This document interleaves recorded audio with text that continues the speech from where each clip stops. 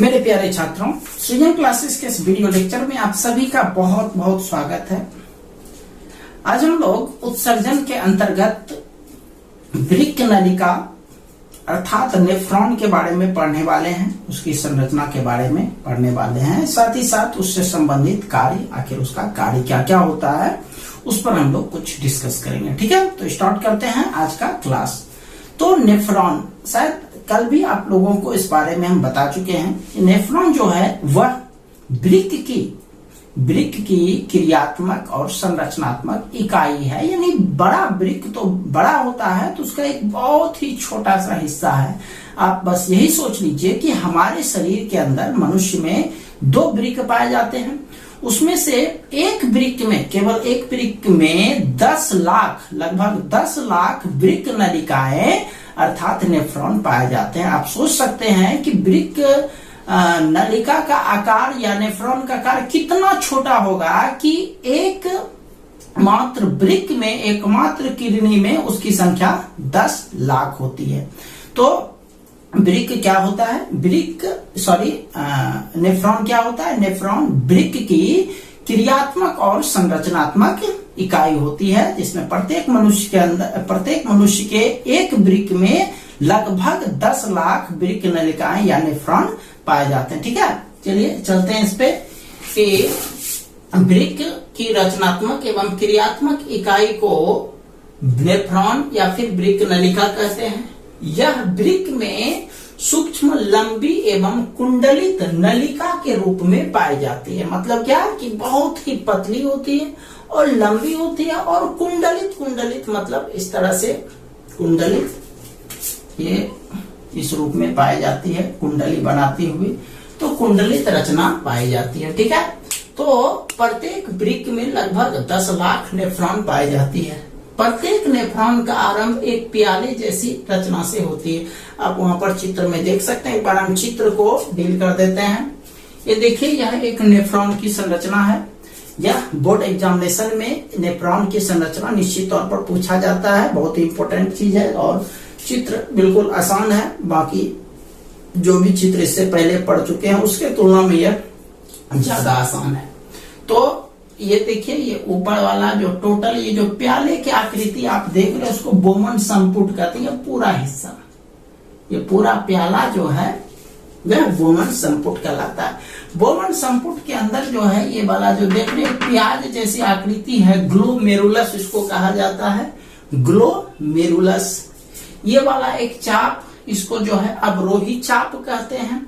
और यहाँ पर एक स्पेशल टाइप का चाप है। देखिए, इस सामान्य चाप के तुलना में इसका आकृति थोड़ा सा छोटा है, इसको हम लोग हेनले चाप कहते हैं। और यह चाप जो है, यह भी एक चाप है, यानी इस चाप का नाम है अधिरोही। ये अवरोही और यह अधिरोही ऊपर चल रहा है। ये देखिए, उसके बाद ये नलिका, ये एक तरह से नली ही है। इस पूरे नलिका का नाम है संग्राहक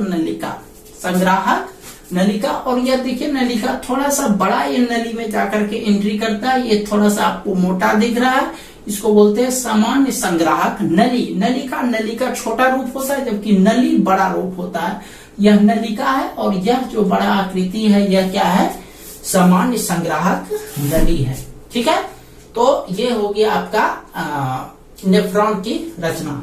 चलिए इस पर आते हैं कि नेफ्रॉन का आरंभ एक प्याले जैसी रचना से होती है, जिसे बोमैन संपुट कहते हैं। ये प्याला वाला बाहरी हिस्सा, ये पूरा हिस्सा जो है बल्कि एक बोमैन संपुट है। हाँ, यह ग्लोमेरुलस नामक रक्त केशिकाओं के एक जाल को घेरता है। यह रक्त कोशिका के जाल को ये घेर रहा है, इसी में जो है ग्लोमेरुलस है। तो ग्लोमेरुलस नामक रक्त केशिकाओं के जाल को घेरता है। वृक्क नलिका में एक समीपस्थ और एक दूरस्थ कुंडलित भाग होता है। एक नजदीक और एक दूर में कुंडलित भाग मौजूद होता है। समीपस्थ भाग नीचे आकर के अवरोही चाप, यानी यहाँ से जो बोमैन संपुट से जो वृक्क नलिका का शुरुआत हुआ उसके नजदीक वाला में ये चाप बन रहा है। तो नजदीक वाला, यानी एक तरह से छोटा वाला बोले तो यह अवरोही चाप, और यही जो है आगे जाकर के यह अधिरोही या फिर आगे जाकर के यह चाप अधिरोही चाप के रूप में कन्वर्ट हो जाता है, और इस दोनों के बीच का चाप जो है वह हेनले के चाप कहलाता है। तो वृक्क नलिका में एक समीपस्थ और एक दूरस्थ कुंडलित भाग होता है। समीपस्थ भाग नीचे आकर के अवरोही चाप बनाता है तथा प्रमतस्थ भाग में जाकर के अधिरोही चाप बनाता है। तथा अवरोही एवं अधिरोही चापों के बीच एक विशेष भाग को हेनले का चाप कहते हैं। अधिरोही चाप आगे चल करके संग्राहक नलिका में खुलती है। यह चाप देख लीजिए, यह संग्राहक नलिका में खुल रहा है और संग्राहक नलिका जाकर के सामान्य संग्राहक नली में जाकर के खुलता है। तो ये हो गया आपका नेफ्रॉन की रचना और उस पर डिस्कशन। देखिए, इसका जो मुख्य कार्य होता है, वैसे आप जान रहे हैं, वृक्क जो है मुख्य रूप से क्या करता है? वृक्क मुख्य रूप से उत्सर्जित पदार्थ को बाहर करने का कार्य करता है। तो यूरिया, यूरिक एसिड हो गया, तो ये मुख्य रूप से हमारे शरीर में उत्सर्जित पदार्थ होते हैं, तो उसको निकालने का काम करता है। तो यह जो है वृक्क का ही एक हिस्सा है, तो निश्चित तौर पर इसका काम भी यही होगा, यानी मूत्र को जो है वह एक तरह से जल में जो अपशिष्ट बेकार पदार्थ होते हैं हमारे शरीर में, उसको जो है जल के साथ बाहर निकालते हैं। मूत्र के निर्माण में एक तरह से यह सहायक होता है। साथ ही साथ खून में भी जो भी बेकार पदार्थ चले आते हैं, उनके भी बेकार पदार्थों को यह छानने का कार्य करता है। तो नेफ्रॉन, चूंकि आप सोच सकते हो कि इतना छोटा वृक्क में कितना ज्यादा संख्या में नेफ्रॉन है, तो आप सोचिए कि हम जो भी खाते पीते हैं या फिर जो भी हमारे शरीर के अंदर जाता है, उसको बाहर निकलने के लिए कितनी पतली पतली नलिकाओं से निकलना पड़ता है। इसलिए हमें हमेशा अपने शरीर का ध्यान रखना चाहिए, ताकि हमारे शरीर का जो सिस्टम है, मुख्य रूप से किडनी, वह कार्य कर सके। आपको हम कल बताए थे कि किडनी जो है हमारे शरीर का बहुत ही महत्वपूर्ण हिस्सा है। यदि किडनी फेल तो आदमी फेल, मतलब किडनी ही नहीं रहेगा तो आप सोच सकते हैं कितना परेशानी हो सकता है। किडनी हमारे शरीर के विषाक्त पदार्थों को बाहर करता है। अब वही कार्य करना बंद कर देगा तो हमारे शरीर में विषाक्त पदार्थ जमा होते जाएंगे, तो शरीर का कोई अस्तित्व ही नहीं बचेगा। और ज्यादा दवाई खाने का सीधी असर हमारे किडनी पर पड़ता है। किडनी को ज्यादा मात्रा में उसको छानना पड़ता है।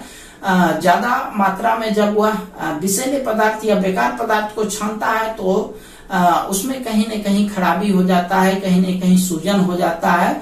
इसलिए हमें हमेशा अपने शरीर को ध्यान रखना पड़ेगा। चलिए ठीक है, तो इसका आप लोग स्क्रीनशॉट ले लीजिए एक।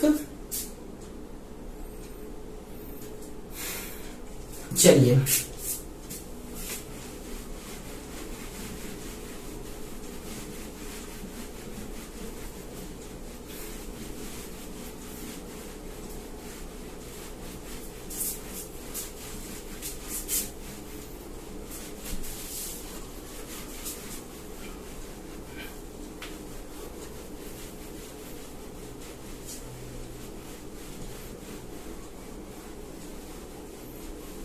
चलते हैं अब हम लोग वृक्क के कार्य पर। वृक्क हमारे शरीर में कौन कौन सा कार्य करता है? हालांकि कार्य तो आप मुख्य रूप से यह समझ ही गए होंगे कि वृक्क जो है हमारे शरीर के उत्सर्जित पदार्थों को, बेकार पदार्थों को बाहर निकालने का कार्य करता है। ठीक है, मतलब अशुद्ध पदार्थों को शुद्ध करता है, उसके बाद जो है जो बेकार पदार्थ होते हैं उसको बाहर करता है। तो इस तरह से वृक्क का कार्य मुख्य रूप से उत्सर्जन का होता है। हमारे शरीर का मुख्य उत्सर्जी अंग वृक्क ही होते हैं। ठीक है, तो उसका जो कार्य होता है उसको हम लोग 3 कैटेगरी में, 3 पार्ट में विभाजित करते हैं। तो पहला पार्ट है ग्लोमेरुलर फिल्ट्रेशन।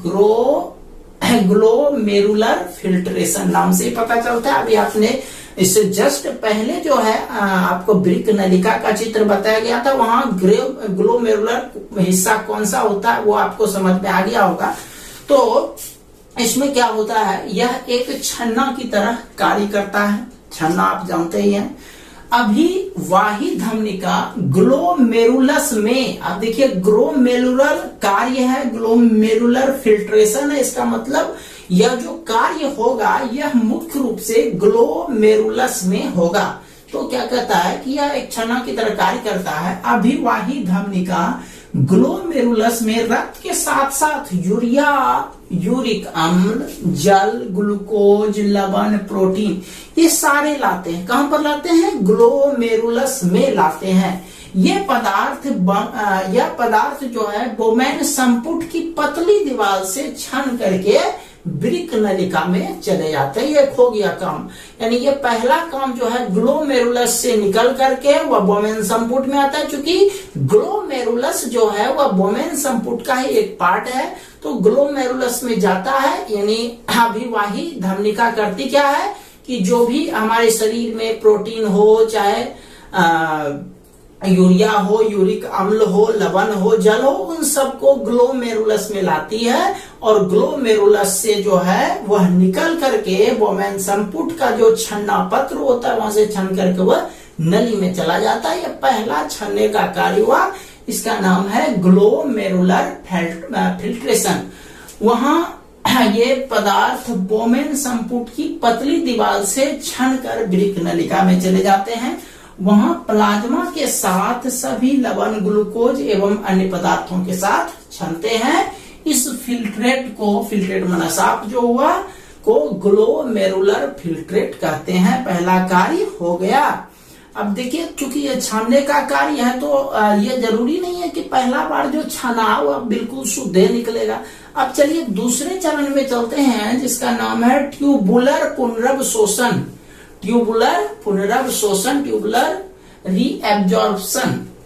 तो इसमें क्या होता है? ग्लोमेरुलर फिल्ट्रेट जब नलिकाओं से होकर के गुजरता है, पहला तो ग्लोमेरुलर से उसका फिल्ट्रेट हो गया, तो उसके बाद जब नलिका से होकर के गुजरता है तो इस समय कोशिकाएं उन पदार्थों को शोषित कर लेती है जिनकी आवश्यकता होती है। यानी कोशिका तो आप जानते हैं हमारे शरीर में हर एक हिस्से में है, तो वहां से जब गुजरती है नलिका से होकर के, तो कोशिका को जिसकी चीज की जरूरत होती है वह उससे खींच लेता है और जिन पदार्थों की आवश्यकता नहीं होती है उनको छोड़ देता है। बेकार पदार्थ हुआ, अब वहां से छनेगा तो सारा ग्लूकोज, इसमें प्राय क्या होता है, सारा ग्लूकोज जो है शोषित कर लिया जाता है। कोशिका सारा ग्लूकोज खींच लेता है अपने अंदर, क्योंकि आप जानते हैं ग्लूकोज का मुख्य कार्य ऊर्जा प्रदान करना होता है। ग्लूकोज नहीं रहेगा तो ऊर्जा हमारे शरीर में बनेगा नहीं, तो कोशिका वहां से क्या करता है, ग्लूकोज को छान लेता है, खींच लेता है अपने अंदर।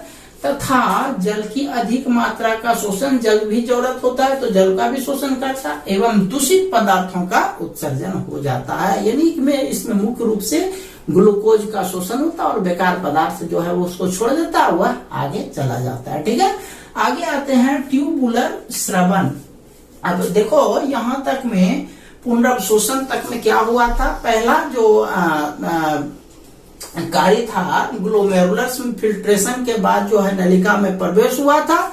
नलिका में प्रवेश होने के बाद वहां से कोशिका जो है उसके ग्लूकोज को और जल को अपने अंदर खींच लिया और जो बेकार पदार्थ था उसको वहीं पर छोड़ दिया। अब बेकार पदार्थ क्या करेगा, वहीं तो बचा नहीं रहेगा, बेकार पदार्थ को क्या करना है, बाहर निकालना। लेकिन दूसरा स्टेप में केवल मुख्य रूप से ये कार्य हुआ, ग्लूकोज और जल का अवशोषण हुआ। ठीक है, अब जल की आवश्यकता तो है ही, तो उसका अवशोषण करता है, जो बेकार होता है उसको छोड़ देता है, जितना जरूरत होता है उतना खींचता है, बाकी को छोड़ देता है। अब उसको आगे प्रोसेस में छोड़ देते हैं। अगला प्रोसेस है ट्यूबुलर स्रवण। तो क्या कहता है, ग्लोमेरुलस की सूक्ष्म छनन क्रिया के बाद भी बहुत से अनावश्यक पदार्थ जैसे केरेटिनिन, अमोनिया, हाइड्रोजन, पोटेशियम औषधि के शेष अंश, ये सारी चीज जो है रक्त में बचा ही रह जाता है। इन सब चीज, ये सब जो बेकार पदार्थ होते हैं यह भी बचा रह जाता है। जब छन्ना पत्र हो गया, छनन क्रिया हो गया, ये बेकार पदार्थ को क्या करेंगे, यह मूत्राशय में जाकर के जमा होता है। हाँ, तो रक्त में पड़े रह जाते हैं। ये पदार्थ पश्च कुंडलित नाल द्वारा छन कर मूत्राशय में भेज दिया जाता है। यानी ये जो बेकार पदार्थ है यह किसके द्वारा छनता है, पश्च कुंडलित नाल द्वारा छन करके मूत्राशय में भेज दिया जाता है। मूत्राशय में मतलब आप जान रहे हैं, मूत्र वहां से बाहर निकलेगा। तो इस प्रकार विभिन्न उत्सर्जी पदार्थ जलीय विलयन के रूप में मूत्राशय में जमा हो जाते हैं।